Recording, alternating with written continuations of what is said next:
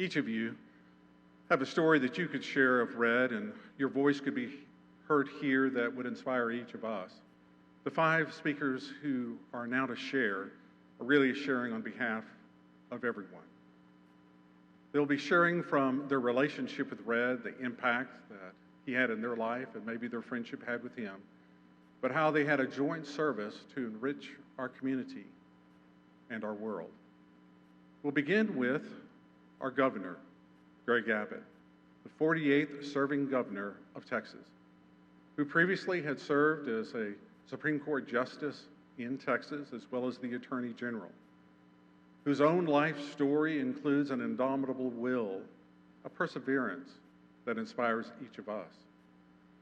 Then Marty Winder, whose real estate visionary abilities have been a major cause of shaping San Antonio into the 7th largest city. His friendship with Red gathered and partnered on many projects. Then Greg Popovich.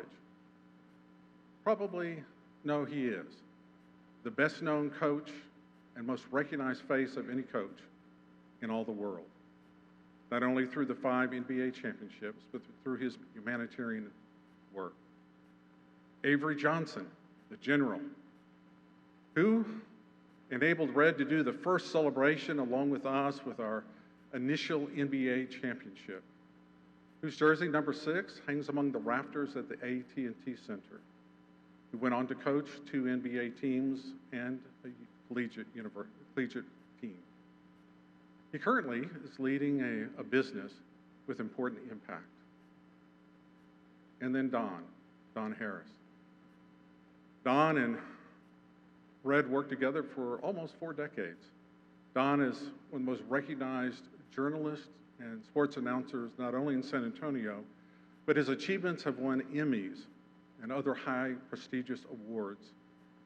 As each of them allow their voice to bring the uniqueness of their relationship with Red to be matched with your own unique relationship. We're grateful for friendship that lasts.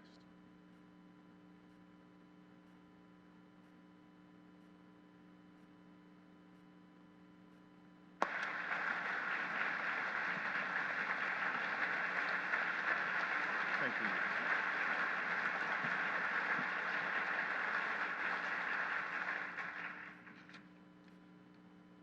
Well, thank you all very much. Red McCombs, from the tiny little town of Spur, Texas, population less than 1,000 people. Red McCombs personifies that it doesn't matter where you come from. Everything and everyone is bigger in Texas. Red was bigger than life, a giant among Texans. A national newspaper reporter told Red that he had heard that there were only 5 people in San Antonio that could make a decision for the city. Red, in his typical fashion, responded very quickly, saying, 5? Who are the other 4?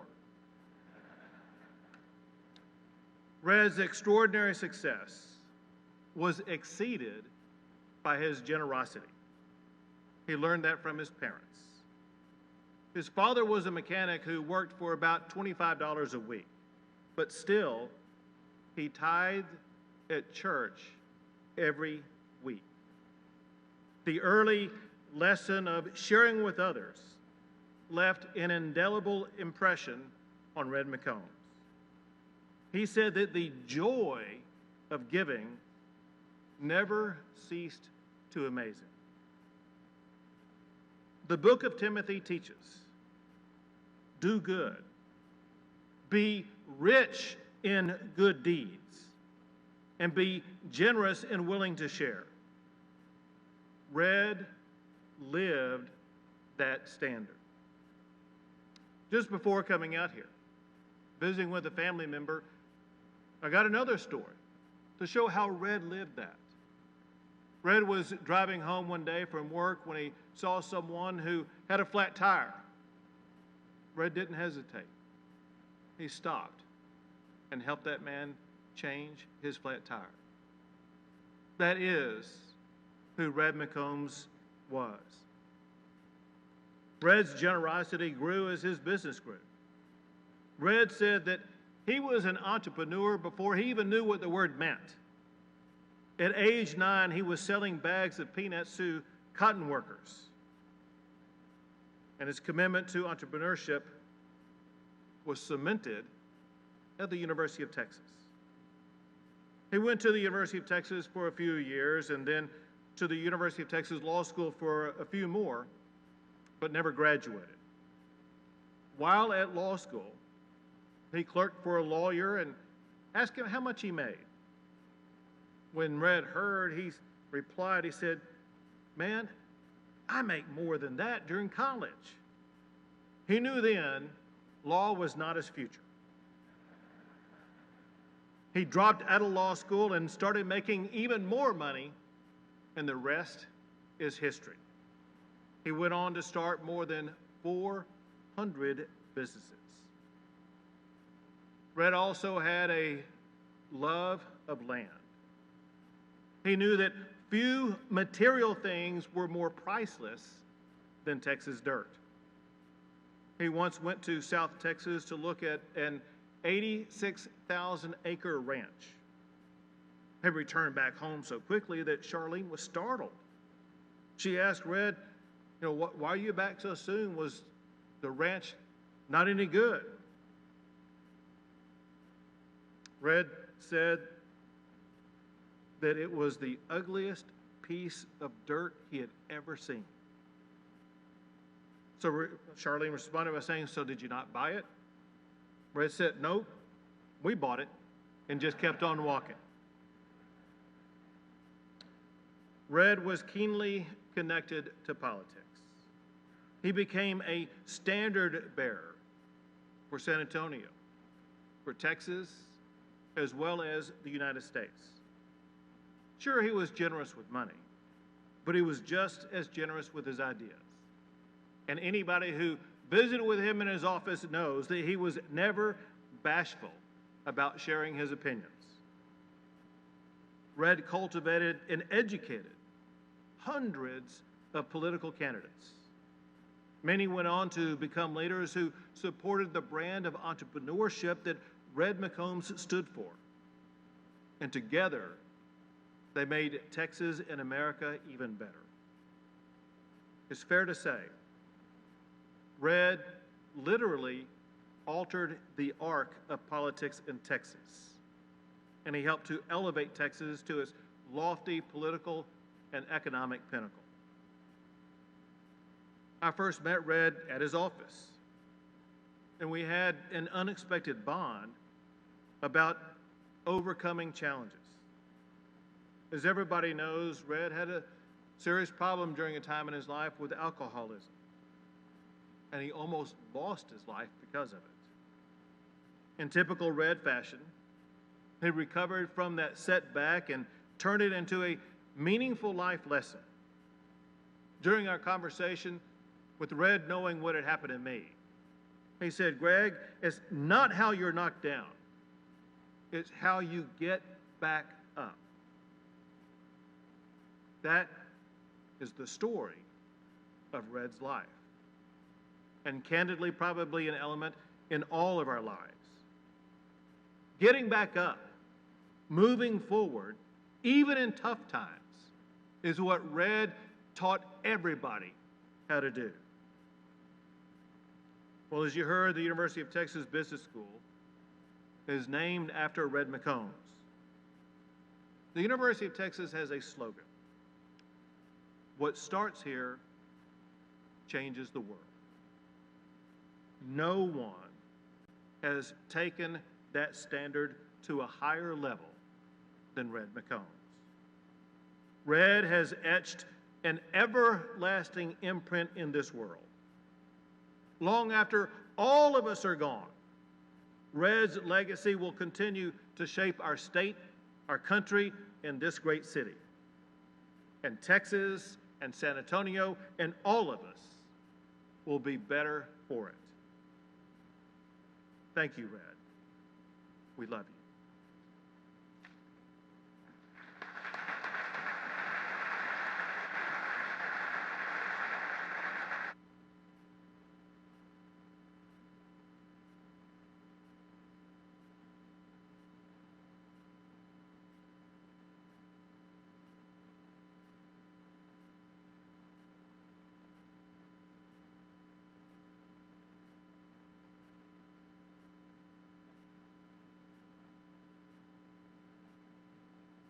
Thank you all very much. I want to thank all the people whose lives that Red has touched, who come from far and near to help celebrate his life today. One of the most humbling things that happened to me when I got a call from Marcia asking me to be a speaker. It's probably the biggest gift anyone has ever given me in my life. Red has been my friend and mentor for 40 years, over 40 years. And I would not be here today doing what I have done without the mentorship and friendship of Red McCombs. When I was growing up in Fort Worth, all my friends wanted to be football players, basketball players, astronauts, doctors, lawyers. I wanted to be a businessman, not only a businessman, but someone who could help change a community. And I observed what happened in Fort Worth, the leadership there. And so I decided that's what I wanted to be when I grew up. Went to the University of Texas, went to the McCombs School of Business, learned there, then married my wife. That's where I met Renee in Austin. After graduating, we moved to San Antonio, went into a family business, non-traditional, and even though it was a successful business, I really was not able to participate. I was not in the mainstream. The city councilman from the district our business was in was Henry Cisneros. And I'd met Henry, and Henry knew of my frustrations. So when Henry decided to run for mayor, I decided to take a leap of faith and go into business for myself. And it was because of the relationship with Henry and the relationship Henry had with Red, because Red was one of the first business people to recognize the talent of Henry Cisneros. Henry introduced me to Red McCombs. And Henry explained to Red why I left the family business and why I wanted to be somebody that would help change the course of the history of San Antonio. Red and I had three things in common. Number one, he had Charlene and I had Renee. Without our wives supporting us and cheering us on, neither one of us could have done what we've done. Number two, both of us had a great love for San Antonio, Texas, the University of Texas, the football, all sports, the business school. We shared that in common. The third thing we shared in common is the desire to lead, desire to make things happen. The things, as Red told me, you want to make money? Sell something to somebody. And I took that for heart.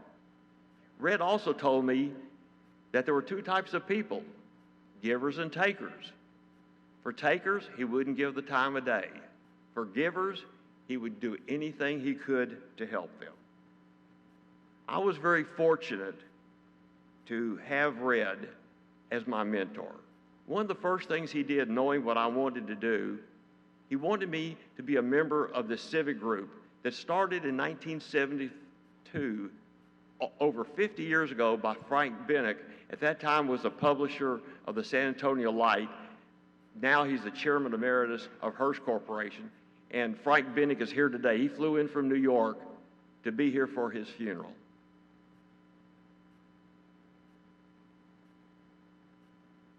"95% of the things that I have been lucky enough to accomplish in this great city, I owe to Red McCombs.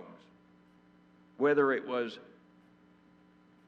the Freeway 151 that linked Highway 90 to 1604. The plan was to give the right-of-way, pay for half the cost of the access roads, and we would have a new freeway. Unbeknownst to me, when I asked Southwest Research of Biomedical Research, who had the key piece of property, that they were going to turn me down. So the head of Southwest Foundation at a board meeting said, there's this crazy guy who wants us to donate part of our land for a freeway. We're not going to do it. And Red was on that board and stood up, said, the hell you aren't. He says, you're going to give that land, and you're going to call Marty Winder right now and tell him and apologize for not jumping on it earlier. He also had a relationship with Governor Mark White, and with that relationship helped expedite the building of 151 that has opened up the whole west side of San Antonio, changed the direction of growth, and changed this city forever. Number two, when SeaWorld chose San Antonio to build their theme park, they first picked a site on the east side. That didn't work. Then they picked another site on the west side. It didn't work. And we were hearing that the frustrations of William Yovanovitch, he was going to pull the park out of San Antonio. It finally dawned on me that Henry couldn't get it done. No one else. Henry called me. He said, "Marty, whatever it takes, get this deal done." It finally dawned on me that Yovanovitch didn't care as much for San Antonio, but he knew that Texas was his #1 customer for school books. And I knew the key person to talk to was Governor Mark White. I'm sitting on a Friday at Red's door when he came to work, and I said, "Red, I have got to talk to Mark White today." And he said, "Marty, I'll put the call in." He puts a call in to Mark White. He calls him back. He said, "Mark, you have to meet with Marty today." Mark said, "I can't. I'm in Fort Worth. I'm supposed to be in Houston." He said, "Mark, you don't understand this. We're going to lose SeaWorld. You have got to meet with Marty Winder today." Mark said, "Okay, have him come to Austin. I'll fly into Austin. I'll meet with him." I'm running out the door. I said, "I'm driving to Austin right now." He said, "No, don't drive. Go to the airport. My plane will be there. We'll get you to Austin there. I want to make sure you get there." It was that conversation with Mark White who made the call to William Yovanovitch and convinced him that if the first 2 sites didn't work, take the third one. I was fortunate enough, I was the third one. Red was a salesman like me. He taught me everything I know about selling. And whenever Red had a sales job, whether it was James Michener wrote the book Texas, whether it was David Robinson when he was trying to choose if he was going to choose a team after he served his 2 years in the Navy to help sell that, or whether it was a Board of Regents, UT Board of Regents, who we were trying to convince to invest money in San Antonio in a biomedical research park. He said, "Marty, would you take him a ride in your helicopter?" And we did, and Red always told me that I used the helicopter better than anybody else to sell San Antonio. I was very fortunate in San Antonio to be a part of what the people of San Antonio before me, the generation of Red McCombs, they built the foundation. I knew that Henry Cisnero was going to take it off to another level, as Red did. And I'm very, very fortunate in my life to have had Red McCombs a part of it. Red, I'm going to miss you. I love you for everything you've done for me and San Antonio and the state of Texas and the University of Texas. Hook 'em horns.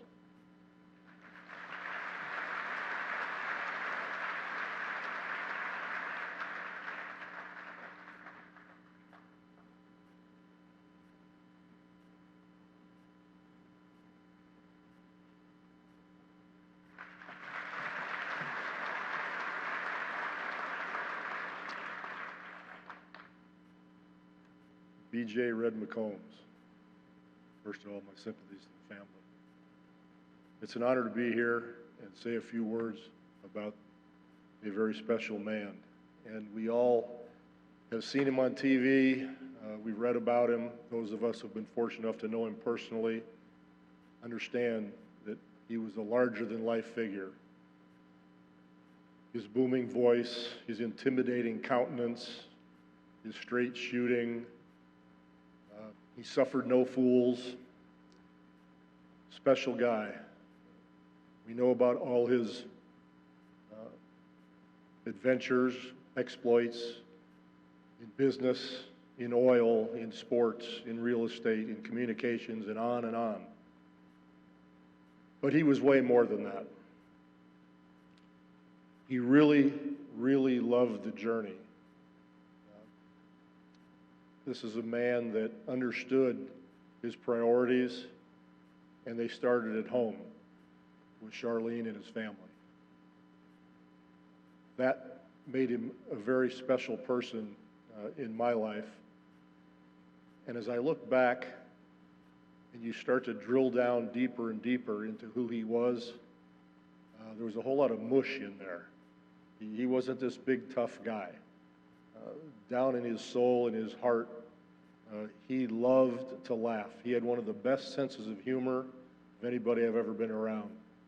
I can still see him giggling as he would regale you with stories of deals he was planning to do, things that ended up well, things that ended up poorly, his shoulders bouncing up and down as he either scolded you or laughed with you. He enjoyed it very much. When I think back to the late 80s, my first sighting of this man, in the incarnate word Jim, he and Larry Brown were foolish enough to give myself and R.C. Buford and Elvin Gentry and Ed Manning our first NBA jobs. We didn't help very much. But he walked in, we were at practice, and I heard these three words at the top of his voice.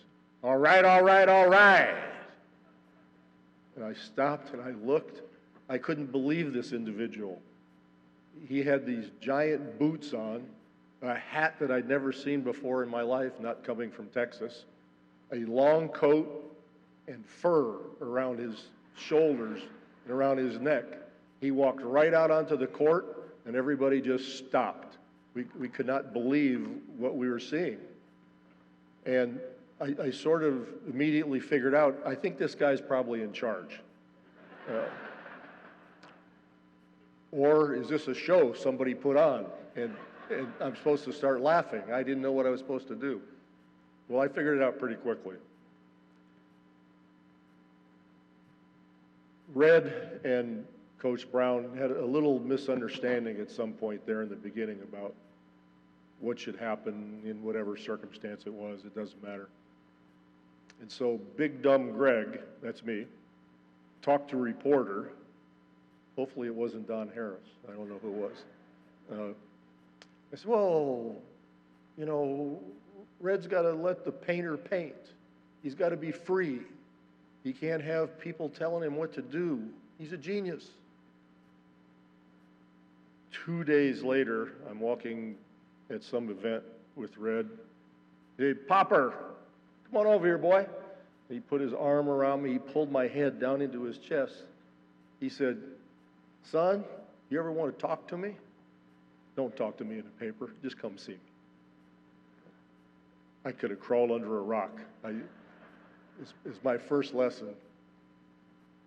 20 seconds later, I feel an arm coming under my arm over here.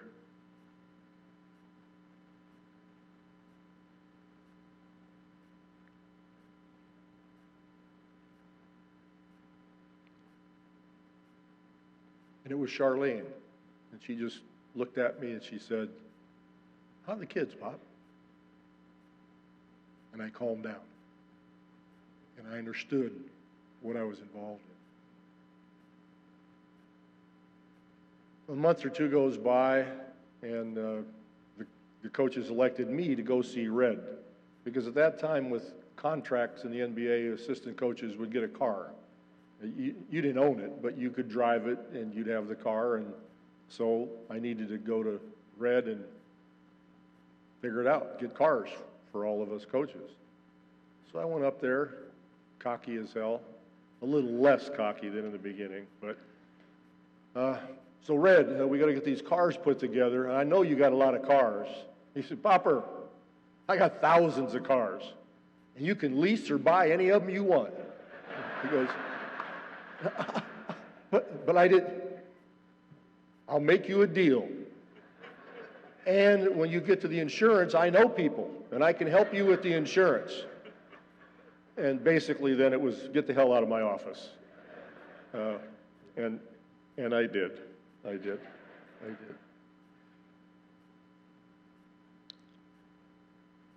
The person I got to know over all these years was the person that I corresponded with notes, with emails, with visits to his office. Susie would let me in. And I'd sit in front of his desk, and I would be regaled once again with all the stories, and the entire time watching his shoulders go up and down and giggle and laugh at the mishaps, at the successes, and that sort of thing. And those are the times that I cherish with him. Those are the moments that most people don't get to have and understand that this isn't just a wheeler dealer who gave back, who loved his family. He really loved and he really enjoyed all that he did. I just want to share one note that he sent that will explain why I think there's a whole lot of mush in there, along with the toughness and the competitiveness. So this is word for word. Congratulations, Pop, on a very challenging but very successful season. The best is yet to come. From a professional standpoint, you're in the best position that anyone could ever be in. And this is the part that means something. Just remember to love your family with as much of your time as you can. Have fun. Just know that I love you. See you soon. Red. That's more than a wheeler dealer. Love you, Red.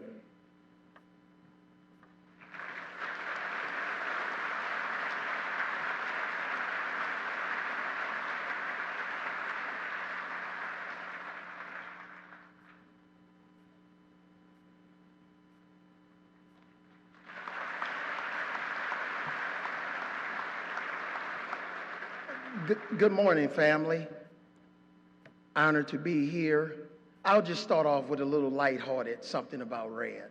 So in 1999, we get off to a slow start. And we were one of the teams that was supposed to be in contention for an NBA championship. We get off to a slow start.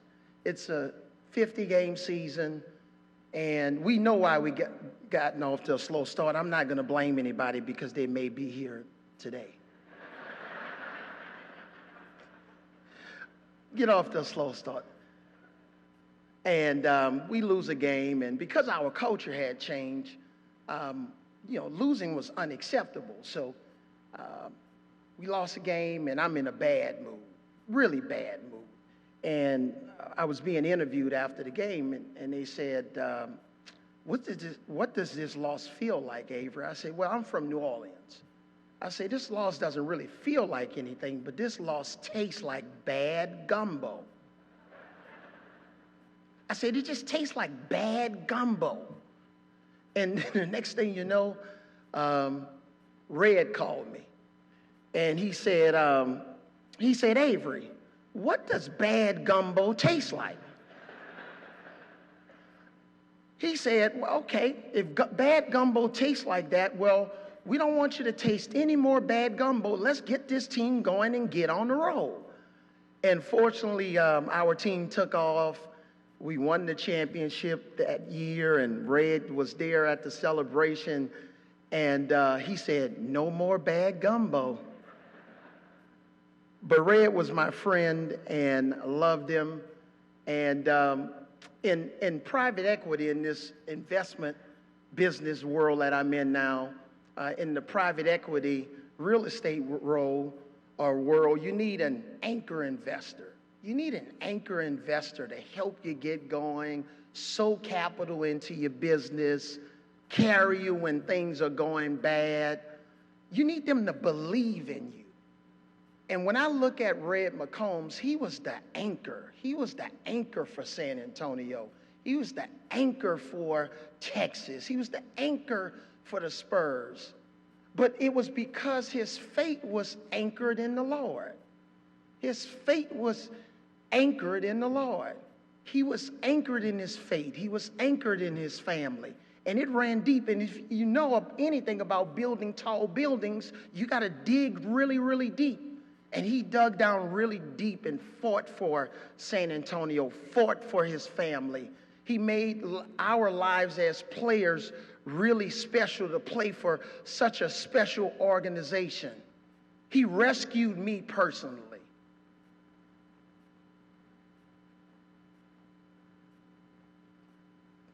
In 1992, Denver cut me. And if you don't know what cut means, well, they waived me. I was out of job. And I'll never forget, Red called me in January of 1992. And he said, Avery, I'm Red McCombs. I said, who? He said, I own the San Antonio Spurs, and we need a backup point guard. He said, I'll send you a Southwest ticket and you fly over here to San Antonio and we'll check you out and then you can join the Spurs team. But he saved my career. 1992. And my career was never the same because he gave me a shot. Had a chance to meet Pop and RC and Coach Brown, but he saved my career. And I saw how special San Antonio was, playing in the Hemisphere Arena and then the Alamo Dome, all because of this man whose fate was anchored in the Lord. And here's what I'll say in closing. During our 99 run, it was pretty cool because when the public address announcer would introduce the team, he would start off by saying, and head coach of the San Antonio Spurs, Greg Popovich. And then what he would say out of American University, Mario Elie, out of Wake Forest University, Tim Duncan. And every time the public address announcer would introduce these players, my teammates, the crowd would go crazy. Then he would say, Sean Elliott out of Arizona. Then Avery Johnson out of Southern University. And the crowd would just go crazy. And then the big punchline was, and the man in the middle, 7'1", out of the U.S. Naval Academy, David Robinson. And the crowd would go crazy. Well, my friends, the crowd is going crazy right now in heaven because Red McCombs have been introduced to another life that's going to be with no pain, no sorrow, nothing but joy. And the crowd's going crazy because the man that anchored this city and loved so many is now in his heavenly home, and he's rested in peace. God bless you, family.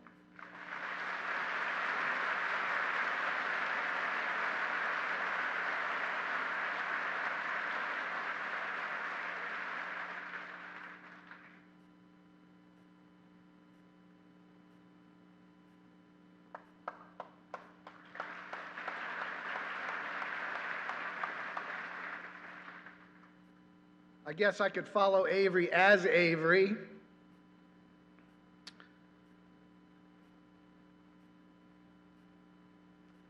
Hey, Harris, aren't you that preacher's son? That's the first words Red McCombs ever spoke to me. I said, yes, sir. What happened to you then? I had heard that before, but never from someone like Red McCombs. And I said, well, sir, I just chose a different career path. He said, oh, no, you're a preacher too. I saw your sermon on TV, the one condemning me. Ooh. You see, what had happened was also in 1992, about 3 weeks earlier, the city of San Antonio had been eliminated from the list of possible NFL expansion teams. One of the first 3 of 11 cities eliminated. I was on the job about a year and a half. I was in my mid-20s, and so in my infinite wisdom of being in my mid-20s and knowing everything there was to know about everything, I wrote a scathing commentary eviscerating Red for the disappointment in San Antonio. Not that we shouldn't have gone for a team, but that we really didn't have a shot. And the reason all this disappointment was because we were still constructing the Alamo Dome. was we just got our hopes up because of Red's blind optimism. Blind optimism is the word I used. So now 3 weeks later, I'm face to face with the man and I'm in big trouble. He said, actually, I kind of liked your commentary. I said, really? He said, oh, don't get me wrong. It was complete horse malarkey. Wasn't a stitch of truth to it, but the conviction in which you delivered it made people who don't know any better probably think you know what the hell you're talking about, and you do not. Check, please. End of my career. Red's going to make a phone call, and that's it for me. But instead, he put his hand on my shoulder. He said, stay after it. You're going to win some, and you're going to lose some. And plus, your weatherman's only right about half the time, too, and they haven't run him off yet. And so began my 30-plus year friendship with the man I called the Red Man. And in reflecting about Red this week, the word that keeps popping into my head is gratitude. Marcia, Connie, Linda, the whole family. I'm so grateful that I got to know your mom and dad, Red and Charlene, and how they poured into my life.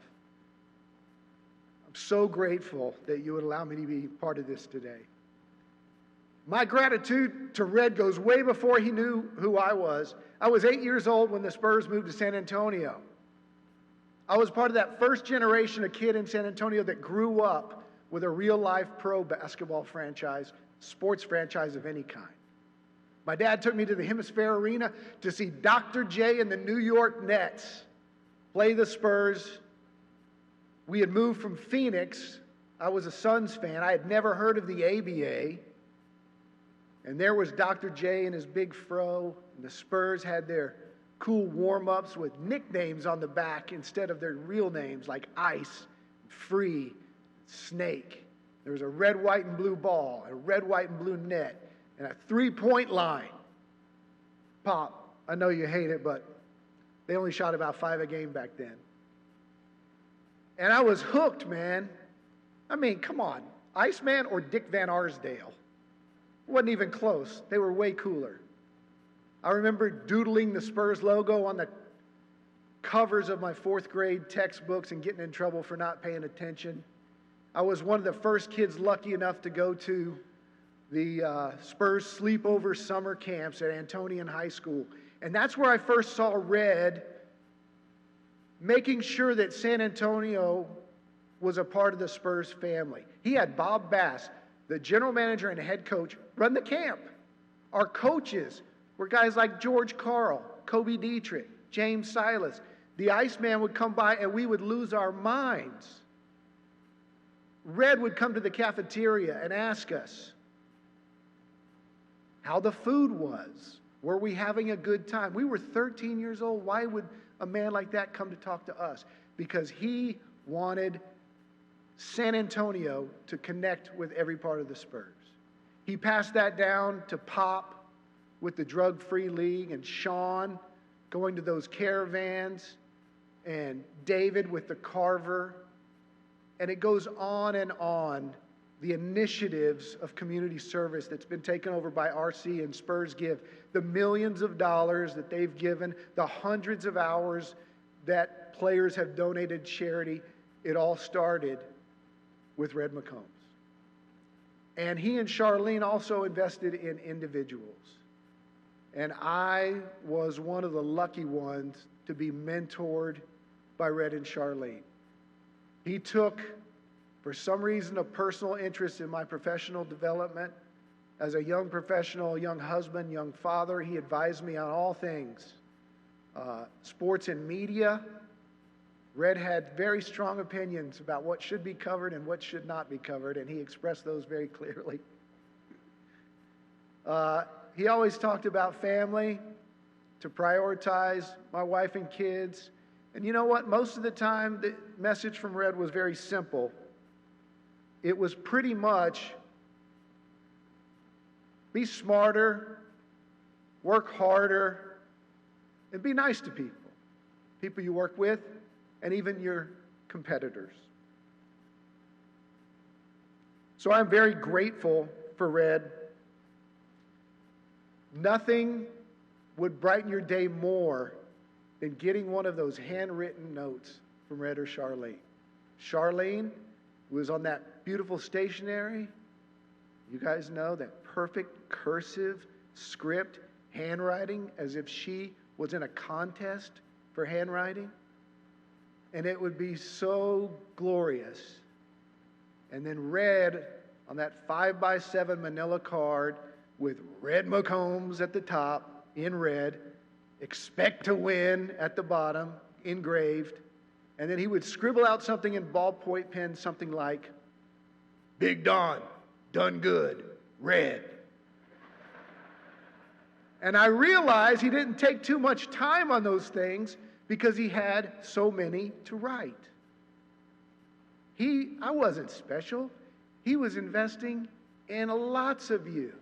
You know what I mean. Those of you who were lucky enough to feel what we all felt when Red was a part of your life. He didn't care how young you were, how old you were, what race you were, what religion you were. I remember we took our kids to Red and Charlene's Christmas Wonderland down there at La Villita. It was a magical little place for little kids with lights and pony rides and all kinds of stuff around Christmas time. And my two sons, who are now grown and married, were like 5 and 3, and I saw Red and Charlene and wanted to introduce them. My kids could care less. They didn't know who Red McCombs was. But he got down on their eye level and asked them what they wanted from Santa Claus. And they immediately engaged. Here he is, spending time with a 5-year-old. I think by the time he was done, they thought Red was Santa Claus. And he was. To so many people. So many times I would get a call from Susie about something that we had on the news about a local Little League team that couldn't go to afford the Nationals or whatever. And she would say, well, how much did they need? And he would write the check as long as it didn't get publicized on television. He didn't care who you were. If he saw potential, he invested. He didn't care. Governor talked about politics. Red's politics, everybody thinks they know. Red supported candidates on both sides. He wrote checks to candidates from both sides. He would surprise you with some of his views on certain issues. And I had lunch with him on his 90th birthday, and I asked him, I said, Red, I know you've been in politics and very influential over the years, but why didn't you make your politics more public? And he said, Don, because Democrats and Republicans both someday are going to need a new car. True story. And there was always wit and truth in his unbelievable sense of humor. When we inducted him to the San Antonio Sports Hall of Fame, it was 1998, the 4th class. Red McCombs should have been the very first inductee in 1995, but about 12 or 15 people got in before him. And when we inducted him in 1998, he came to the podium and he said the first words out of his mouth were, well, it's about damn time. What took y'all so long? That was Red. Bigger than life, a huge personality.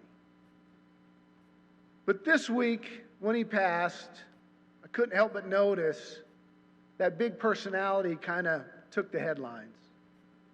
Billionaire passes away, billionaire this, billionaire that. And it's not inaccurate, but Red would probably hope that that would be in about the 5th paragraph, not the headline. The headline would be husband to Charlene, first and foremost. The headline would be servant leader, San Antonian, Red McCombs, Texan, Red McCombs, friend, Red McCombs. But most importantly, father, grandfather, and husband to Charlene. I hope he wouldn't mind if one of those titles was Blind Optimist. Because I don't think I was wrong about Red. I just think it was horse manure because I somehow characterized that and didn't see what that meant.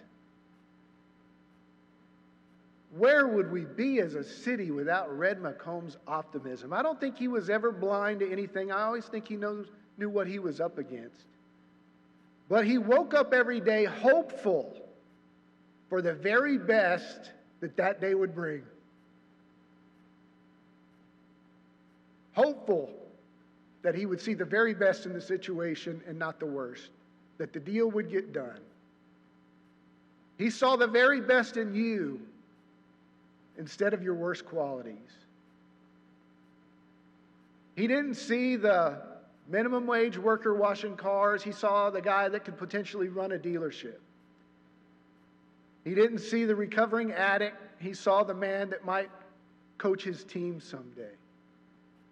He saw the very best in all of us.